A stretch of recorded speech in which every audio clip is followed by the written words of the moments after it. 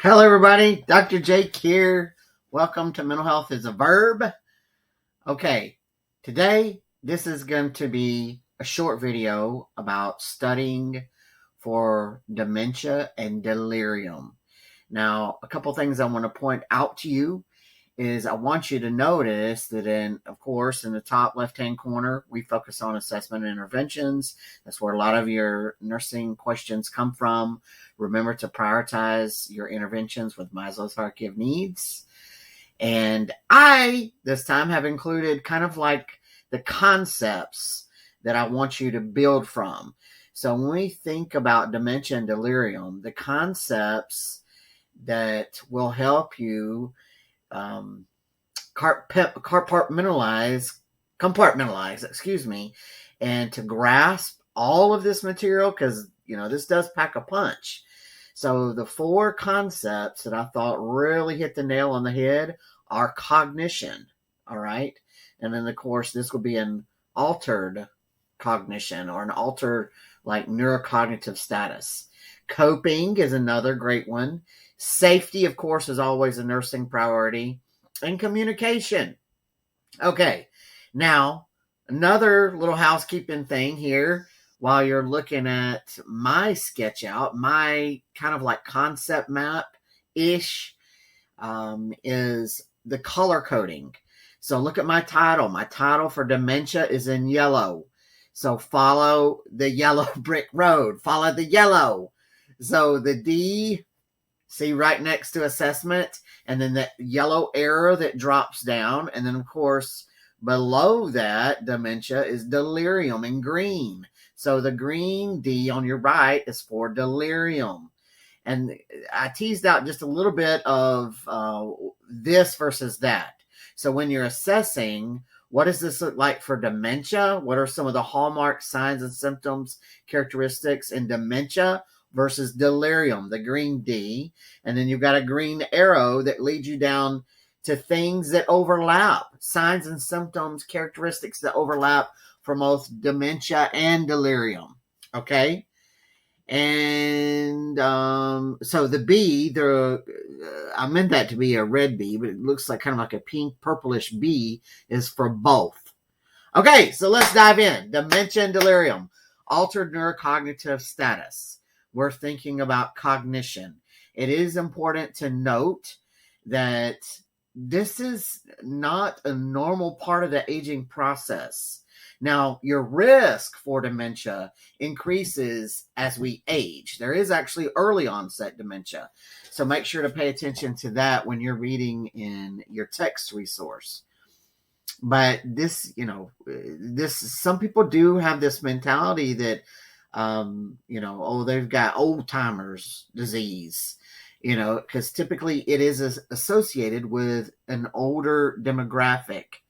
But that is not the normal process of aging. There are plenty of people that are in their geriatric years that still have their wits about them, if you will.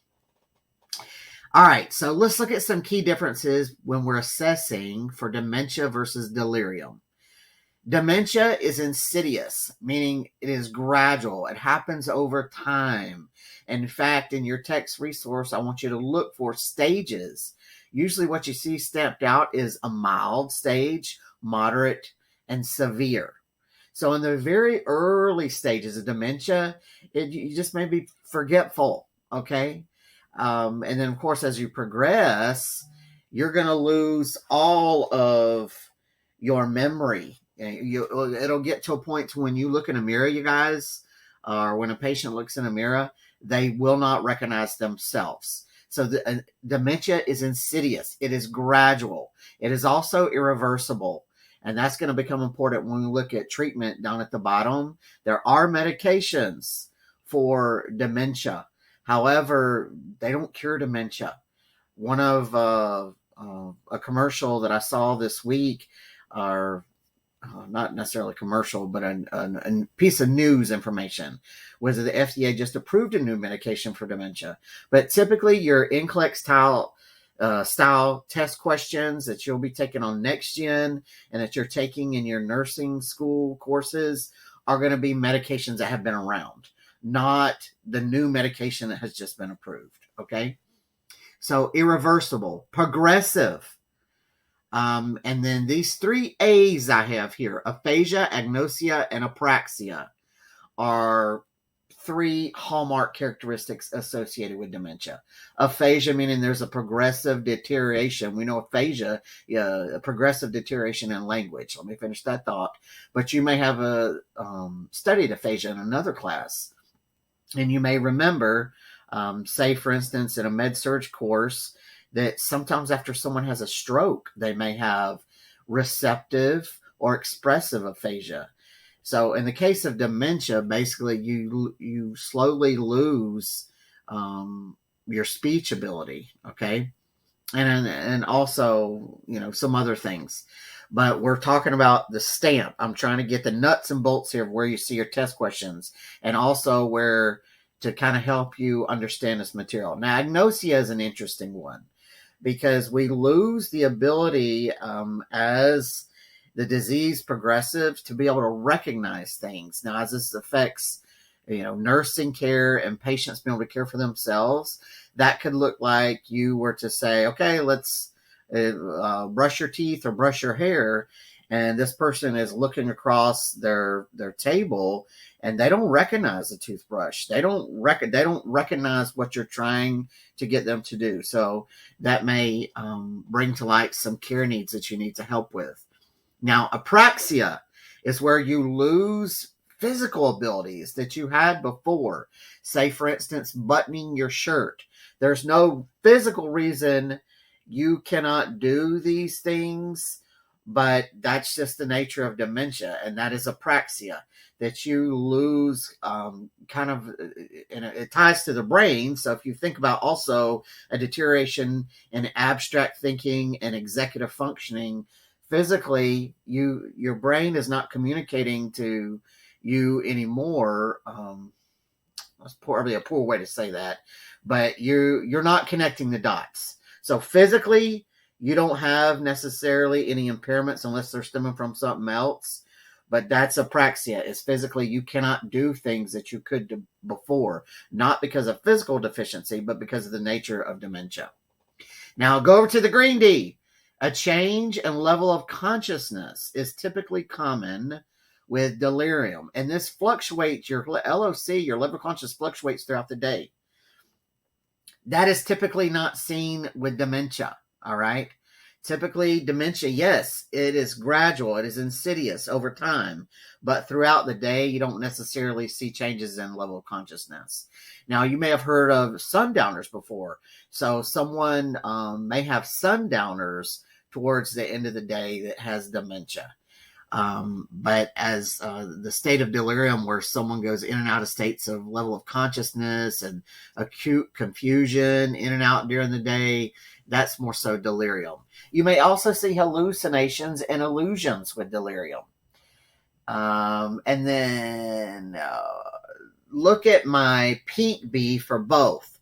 Changes, impairment in memory and changes / impairment in judgment. Those are signs and symptoms of both dementia and delirium. Okay. Now, safety up and down. So think of safety risk in your assessment. If you're a home health nurse, or maybe this person is admitted to the acute care environment, what you're trying to think of is what are safety risks in the acute care environment, in that patient's room. How can you keep that person safe? And then at home, maybe if, for discharge care needs, or maybe you're a home health care nurse, you're assessing safety risk in the home, okay? This can look like things like rugs on the floor, electrical cords that could be in their walk path, dimly lit rooms or staircases, medications, cleaning supplies, anything that could potentially be hazardous for that person, biohazardous, like for ingestion and such. You want to keep those types of things locked up. And it's also another thing that you might see in your text, and as a nursing question related to safety, is having extra locks on the door, because someone with a dementia might have a tendency to wander. Okay. So those are all some safety assessment risk. And there are others, so just be on the lookout for that in your text resource. Now, let's go ahead and jump into interventions. Non-pharmacological interventions. And here's our pink B for both. Do they need help with ADLs related to this acute state or chronic state, gradual ongoing impairment, with their ability to process and think through steps? We talked about agnosia and apraxia. So they may need help with ADLs, okay? You want to promote sleep and rest. I will go ahead and say your primary goal with delirium, as far as the intervention, is to assess and try to get to the bottom of, identify the cause, the etiology. Why is this person in a state of delirium? Identify the cause and treat it. That is your main goal with delirium. And sometimes you may see a test question related to that. These other things, non-pharmacological interventions, are great for both, but your main goal with delirium is to identify that cause and treat it, all right? And there is so many causes. So when you look in your chapter, in your text resource, electrolyte imbalances, infection, prescription, illicit medications, or illicit drugs, because it could be substance-induced delirium. All right. What else? Dehydration, sleep interruption. So, when they're in the acute care environment, when we were talking about sleep, you want to promote a natural circadian rhythm. Don't let these people necessarily just sleep all during the day so that they're up all out, especially what I'm talking about is this person who has delirium. You want to promote a natural circadian sleep-wake cycle. Look out for nutrition. They may have issues with nutrition and hydration. And we're back at I'm going working myself across here, the non-pharmacological interventions related to dementia and delirium. Those are supposed to be eyeglasses. So assistive devices. If someone wears eyeglasses or hearing aids, make sure they have them. You may need to reorient this person as often as needed. Verbal cues such as good morning, breakfast will be here soon, or say if they're in the acute care environment and you keep that whiteboard current with your name, the date. Sometimes you might put the temperature outside as an extra bonus. Usually that's not an available space, but as much orientation, type cues, clocks, make sure they're correct, because it's easy, you guys, for anyone to lose the sense of time and orientation when they're in an acute care environment and people are in and out. And then we already know the risk for delirium even associated with that increased stimulation in the acute care environment. So assist devices, you get it. Consistency with routines, and if possible, consistency with caregivers. And then memory aids, okay? Specific to dementia, there are some interventions such as reminiscent therapy. Remember how we talked about people may wonder, and then they may kind of lose track of where they were, and then they would not be able to find themselves back, especially if, say, a mild to moderate stage of dementia, those earlier stages, okay? Someone who is in a severe stage of dementia, like the last stages of dementia, they're pretty much 100% dependent care. They need round-the-clock care, okay? That type of patient typically is incontinent. They cannot perform any of their ADLs. They're typically 100% dependent for all of their care. Someone in the earlier stages, it's very possible that they could be on these medications we're about to talk about that kind of, for a limited period of time, will boost their cognition. So they may still live at home, especially if it's recognized early. Okay, so what I was saying is reminiscence therapy. If someone is disoriented with dementia, there is a type of therapy called validation therapy. Now, this is a little different than, say, the strategy that we take with someone who has an underlying diagnosis of schizophrenia and where they're having hallucinations and we present reality, right? And we may say, well, I don't hear that or I don't see that, but we speak to their feelings. That must be scary or that would be interesting. It depends on, what they tell us is going on. With dementia, you are not going to reorient this person. And a lot of your texts will tell you in that regard. Say if they are agitated or sad or in a state of confusion, they've wondered, and maybe they're going to potentially go out an exit door and say, well, I'm waiting for my daughter to come pick me up. It's 3 p.m. and she said she was going to be here. And you know for a fact that that is not happening for whatever reason. Distraction would be great. Or, leading that person, come on, come with me and, show me this picture of your daughter, to try to distract that person. Okay. Because remember, this is irreversible, gradual, progressive, insidious. And, if they've lost, like if they're, say, going from, say, mild to moderate dementia or even moderate to severe, a lot of times, you guys, you won't be able to reorient this person to what is, in fact, to be reality. Okay. And what I mean is that example, say, with they've gotten upset about, maybe they believe the daughter's coming and maybe, the daughter moved out of state or something like that. Now, medications. Let's look at pharmacological interventions. Donepezil. And there's three in this. Donepezil, which is known as Aricept. But look in your text. I want to say rivastigmine, and there is another one, and I can see it, and it's at the tip of my tongue. But look in your text. There's three in this category. Donepezil is Aricept, and clinically, that's one that I've seen quite a bit. But always make sure you know the generic names, okay? Especially when it comes to studying for next gen. We know that there's no quote-unquote medication list, but we do know they will expect you to know the generic names.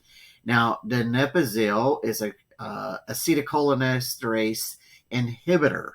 So what this means is cholinesterase is an enzyme that breaks down acetylcholine. And if go back and review, acetylcholine is the major neurotransmitter for the parasympathetic nervous system. So think of that rest and digest system and look at what happens with the effects of acetylcholine. And I'm pointing this out because if you can get that, then you can anticipate some of your main side effects related to donepezil. So make sure to read up on donepezil. And also, memetine is an NMDA antagonist. Now, that is not as well understood, but make sure you study up on, there's going to be a total of 4 medications that you'll see in your text. Now, some text resources say it slows progression. Some say it actually does not slow progression. This is going to continue. So I wrote slow progression just in case you're reading that in your text. But actually, I believe if you think about the mechanism of action of these medications, it doesn't slow the progression. It does boost cognition. But the point is that we can't stop this as far as dementia. And I also need to back up and point out that these medications are for dementia, not delirium. With delirium, what did I tell you? Identify and treat the cause. Delirium will clear up. Now, delirium can be superimposed in addition to or on top of dementia. That's another important aspect as well. And this may look like, say, the family, the caregivers may say, no, this is different. They are more acutely confused than they normally are. They do have dementia, but something else is going on. What else did I want to tell you about this? I think that's it. So thank you for tuning in, and I'll see you guys next time.